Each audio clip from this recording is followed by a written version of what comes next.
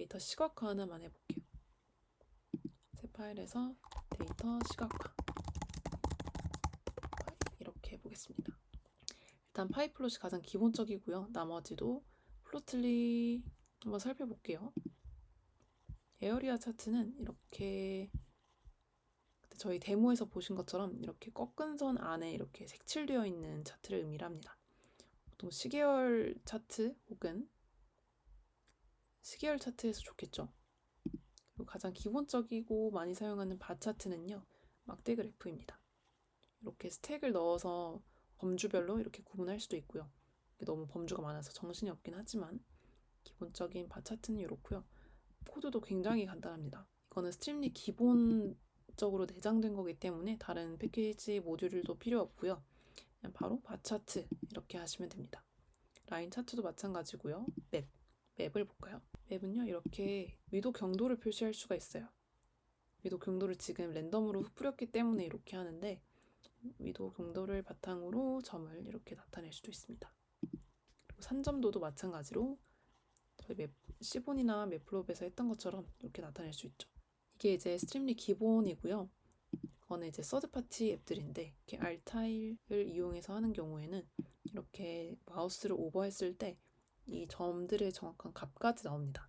그리고 크기별로 어떤 걸 의미하는지를 좀 알 수가 있죠. 이렇게 동적인 차트를 그릴 때에는 그래서 이것도 많이 사용하고요. 또 비슷한 걸로는 보케 차트가 있습니다. 보케 차트도 이렇게 움직이거나 혹은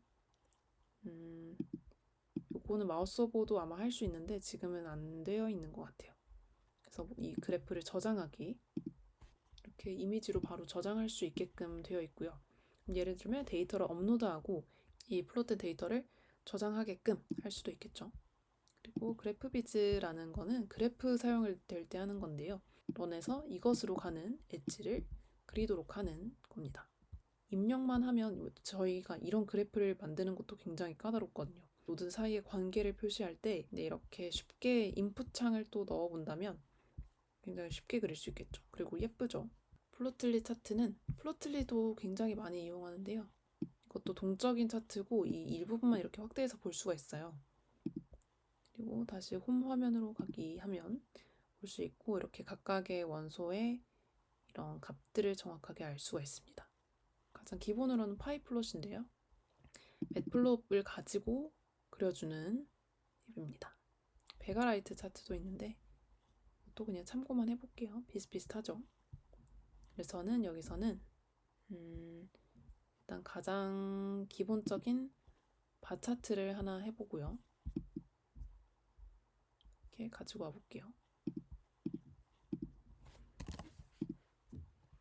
그러면 다시 페이지로 들어가 보겠습니다. 데이터 시각화. 그럼 저희가 일단 어떤 데이터가 있어야 되잖아요. 근데 저희가 이렇게 수기로 입력해서 뭔가 하는 것보다는 보통 파일로 입력받을 때가 더 많아요. 그래서 저희는 import 파일 업로더를 다시 불러오겠습니다.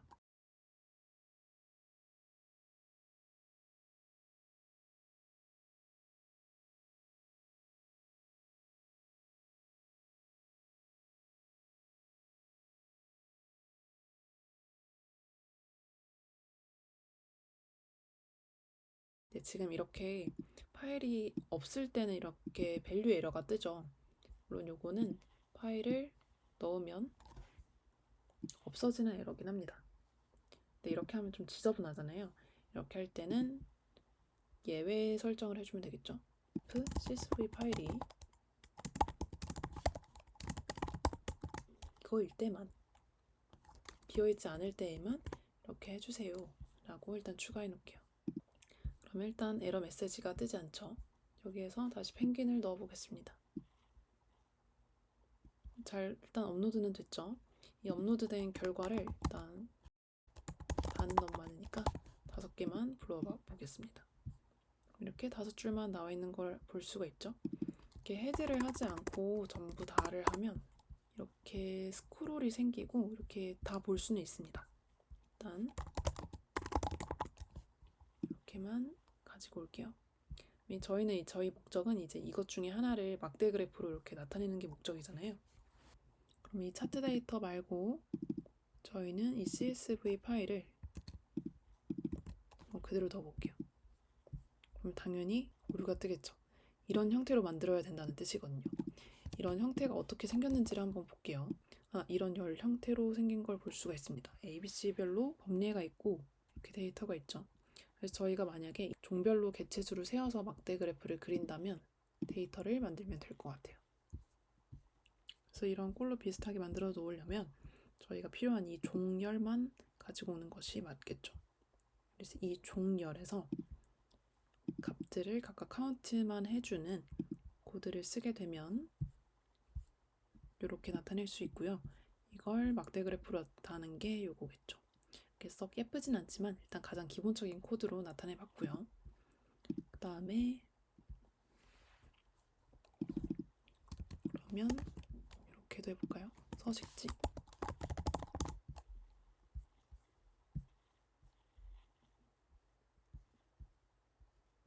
그럼 서식지에 대한 바 차트도 나오는 걸 볼 수가 있죠. 지금 보시면 이렇게 기본 차트에는 이런 수치형 데이터의 분포를 볼 수 있는 차트는 나와 있지 않습니다. 그래서 이 경우에는 파이플롯을 사용을 해야 되는데요. 파이플롯이면 저희가 시본이나 매플로립처럼 그런 것들을 바로 사용할 수가 있어요. 그래서 데이터 분석을 파이썬으로 미리 해보셨다면 이 코드가 가장 익숙하실 것 같습니다. 그래서 일단 이거를 가져와 볼게요. 네, 또 매플로립이 설치되어 있지 않다고 되어 있죠. 이렇게 모듈을 새로 설치할 때에는 이 GCL에도 설치를 해주시고 이 requirements에도 꼭 설치를 해주세요. 여기서 일단 매플로립을 설치를 해주시고요. 여기에도 추가를 이렇게 해주시면 되겠습니다. 설치가 되게 빨리 되죠. 그러면 이제 다시 새로 고침해 주시면 리런을 해볼게요. 네, 바로 이렇게 되네요. 지금은 이 데이터를 이렇게 랜덤으로 생성을 했었는데 저희는 그럴 필요가 없죠. 위에 데이터가 있으니까. 일단 중복해서 불러져 있는 이 numPy랑 스트림릿은 제외해주고요. 임포트 분도 저 위에다가 놓겠습니다.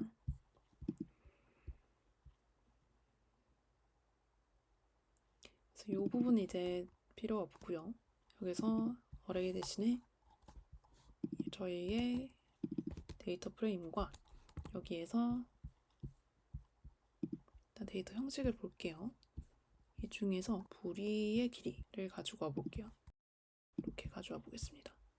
그러면 이 부리 길이에 대한 분포가 바로 나타나져 있는 걸 볼 수가 있죠. 그리고 시본도 한번 이용을 해보겠습니다. 마찬가지로 시본도 지금 설치되어 있지 않다고 뜨죠. 부트가 아니라 pip install 시본이라고 하고 requirements에도 추가를 해줄게요. 설치는 다 됐고요. 마찬가지로 새로 고침해주면 잘 됩니다. 나머지 필요 없던 이제 파일들은 지워놓겠습니다. 차트 데이터, 이 랜덤 데이터는 없애고요. 이 펭귄 데이터는 다시 가져가 볼게요. 잘 불러와져 있죠. 그리고 이것도 됐고 이건 일단 지금 필요 없으니 지우겠습니다. 서식지도 하나만 종만 남겨놓을게요. 이 스트림릿의 기본 바 차트는 이렇게 스크롤로 위아래 이 축척을 좀 변경할 수가 있네요. 일단 넘어가고요. 그리고 보시면 지금 이렇게 나와 있는데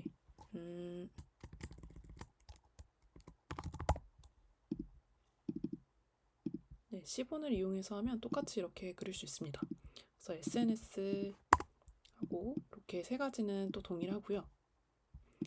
여기서 보면 빈스를 20, 그러니까 계급의 너비를 20으로 설정을 했는데 지금 보면 계급이 이렇게 딱 맞지 않는 걸 볼 수가 있어요. 그러면 좀 불편하기 때문에 이런 것도 신경 써주셔서 하시면 됩니다. 그래서 전체 빈 레인지를 지금 0부터 한 60까지만 하면 될 것 같아요. 한 20부터 해도 될 것 같습니다. 20부터 60까지 설정을 해주시고 그러면 이게 이제 범위가 나오는 걸 볼 수가 있죠. 30부터 해도 될 것 같네요. 그리고 빈 위츠는 계급의 크기는 5로 해볼까요? 네, 그럼 너무 적은 것 같으니까 2로 해보겠습니다. 분포를 좀 보려면 이 정도는 하면 될 것 같아요. 아니면 2.5로 해볼까요? 네, 아무튼 이런 식으로 분포를 좀 잘 볼 수 있게끔 조정하시면 되고요. 이런 색이나 뒤에 이제 그리드 넣는 거는 파이썬에서 그냥 기본적으로 했던 것과 똑같습니다. 그래서 저희가 원하는 대로 이렇게 넣었어요. 근데 이거는 지금 펭귄 데이터만을 위해서 저희가 이렇게 설정한 거잖아요. 이거를 저희가 꼭 이렇게 할 필요는 없겠죠. 그래서 예를 들면 어떤 데이터든 뭔가 데이터 파일을 업로드했을 때 이 열 이름을 설정해주면 그거에 따라서 그래프를 생성해주는 것을 만들어 볼 수 있겠죠. 예를 들어 여기까지는 똑같고요. 이렇게 해보겠습니다. 위에 건 일단 지우지 않고 하나를 더 만들어 줄게요. 이렇게 하면 이제 여기서 이제 오류가 또 뜨는데 여기서 파일 업로더를 할 때 여기 라벨을 다르게 해줘야 돼요. 여기서 펭귄 데이터라고 해볼게요. 그리고 여기서는 임의의 데이터를 하겠습니다. 그러면 아직 지금 업로드 안 돼 있죠? 그러면 나머지는 똑같고 여기서 저희가 종이 아니라 종으로 고정시킬 게 아니라 저희가 지정한 걸 막대 그래프로 넣어줘 라고 해볼게요. 컬럼을 저희가 인풋을 받겠습니다. 텍스트 인풋. 근데 텍스트 인풋을 받게 되면 저희가 직접 타이핑을 해야 되잖아요. 귀찮기 때문에 셀렉트를 해볼게요. 셀렉트 박스라고 해보겠습니다. 라벨은 열 이름을 선택해주세요. 그리고 그 열 이름의 그 리스트는 뭐가 되냐면 이것의 열 이름이 되겠죠. columns 이렇게 해볼게요.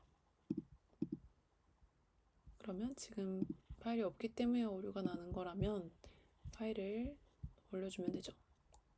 네, 이걸 이렇게 해줘야겠죠. 뭔가 없죠. 이렇게 해주면 되겠죠.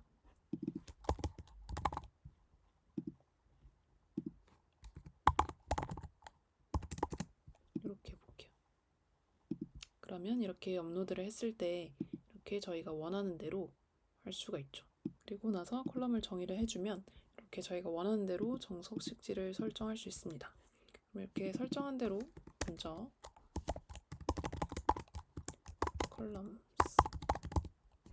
컬럼2라고 해야겠죠. 서브헤더라고 해서 글자를 좀 크게 해줄게요. 이렇게 하면 이렇게 선택된 창이 이렇게 나오는 걸 알 수가 있죠. 그럼 여기에서 이제 바차트가 아니라 일단 바차트를 먼저 해보겠습니다. 그럼 종이 아니라 이제 컬럼을 넣어준다면 이렇게 되겠죠. 저희가 종을 클릭하면 종에 대한 분포, 서식지에 대한 분포, 젠더에 대한 분포. 근데 이렇게 하면 이제 난리가 나겠죠. 그래프의 모양이 맞지 않기 때문인데요. 여기서 이제 이 종과 서식지와 젠더는 범주형 데이터잖아요. 그리고 나머지 이 4개는 숫자로 되어 있는 수치형 데이터입니다. 지금 이렇게 보면은 이 간격도 안 맞고 그렇죠. 크기 순이긴 하지만 간격이 안 맞습니다.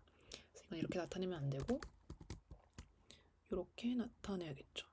바디 매스라서 아마 그럴 텐데요. 날개를 해보면 이렇게 나옵니다. 이 범위가 달라서 그래요. 그러면 몸무게에 대한 분포를 하려면 몸무게가 아마 이 간격이 너무 작아서 그랬나 보네요. 이게 g이어서 최소 2500 이렇게 해보겠습니다. 그리고 아마 8000 정도까지는 있을 것 같기도 하네요. 7000까지 하면 되겠습니다. 이렇게 보시면서 이 계급의 시작과 끝을 좀 설정해 주시고요. 100 정도로 하면 되겠죠. 그래서 이런 숫자들도 사실 저희가 설정할 수 있어요. 그래서 예를 들면 이 데이터를 미리 볼 수 있잖아요. 아니면 미리 보기 전에 이 데이터의 최대값과 최소값을 출력해주는 창을 하나 만들고 그걸 바탕으로 저희가 직접 슬라이더로 이걸 조절할 수 있게 하는 거죠. 여기까지 데이터 시각화, 그리고 입력창, 그리고 파워포인트 자동화 실습까지 해봤는데요. 지금 너무 기본적인 것만 알려드리긴 했지만 사실 오늘 알려드린 것만 해도 대부분의 원하시는 기능은 하실 수가 있어요. 일단 여기까지 한 거를 이제 커밋을 해봐야겠죠. 저희가 좀 많은 걸 커밋하긴 해서 원래 어떤 한 기능을 사용할 때마다 커밋을 하는 게 좋은데 일단은 헤드 이렇게 넣어보겠습니다. 마찬가지로 커밋 눌러주시고 항상 커밋하고 동기화까지 눌러주시면 확인. 네, 눌러주시면 아마 잘 되어 있겠죠? 저희가 수리수리였던 것 같아요. 이게 첫 번째 페이지였는데 네, 이렇게 잘 들어와 있는 걸 볼 수가 있습니다. 그리고 오류가 뜨지 않고 잘 실행이 되죠.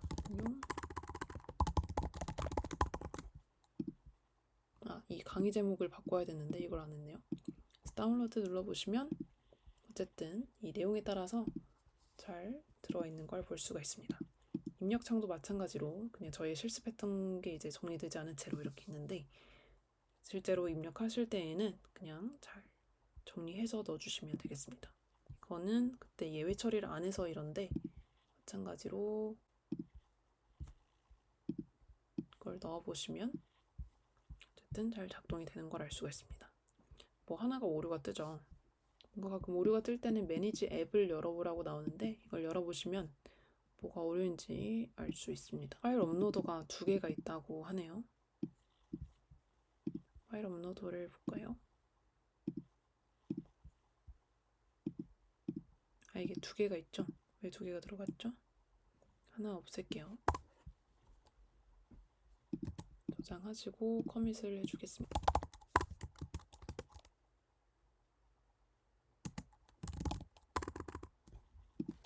중복된 키 제거.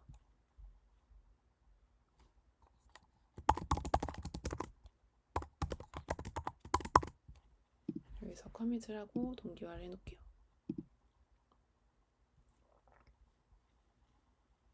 그러면 다시 되는지 볼까요?